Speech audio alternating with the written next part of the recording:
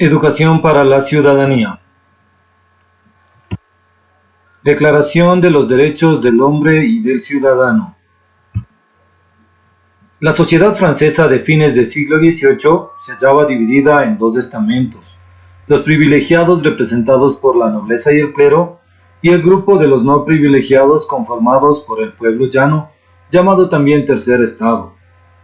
El gobierno estaba a cargo del poder absoluto de la monarquía, que en ese entonces estaba gobernada por el rey Luis XVI. Características de la sociedad francesa.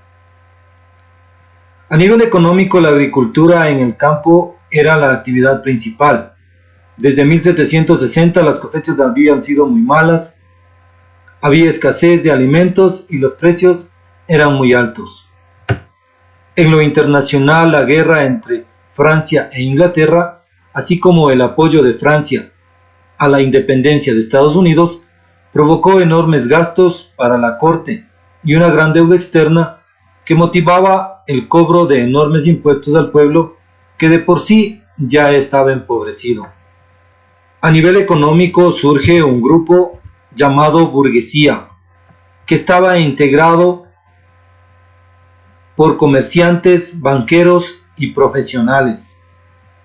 En lo ideológico surgieron importantes filósofos: Voltaire, Rousseau, Diderot y Montesquieu. Ellos promulgaron los conceptos de la libertad política, fraternidad e igualdad.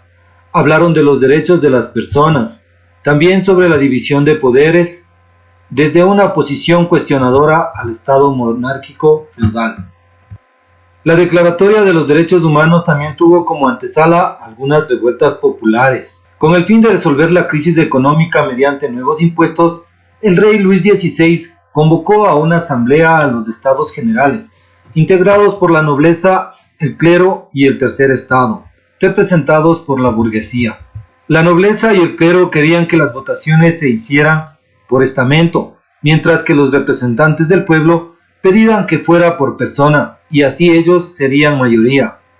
El desacuerdo provocó que los representantes del pueblo se autoproclamaran en Asamblea Nacional y se comprometieran a elaborar una constitución. La primera sesión de la Asamblea Nacional fue votar la Declaración de los Derechos del Hombre y del Ciudadano. La monarquía opuesta a la Asamblea cerró las puertas del lugar donde se reunían sus miembros y estos debían trasladarse a otro lugar, y allí prometieron que no separarse hasta entregar a Francia una nueva constitución. El rey Luis XVI concentró sus tropas alrededor de París y Versalles, mientras que la Asamblea Nacional se autonombró Asamblea Nacional Constituyente. Luego del despido del ministro Necker, ministro de Finanzas, se motivó que salieran a las calles en franca rebelión. La gente asaltó la fortaleza de la Bastilla, que era la prisión real, símbolo de todo lo despreciable del absolutismo monárquico.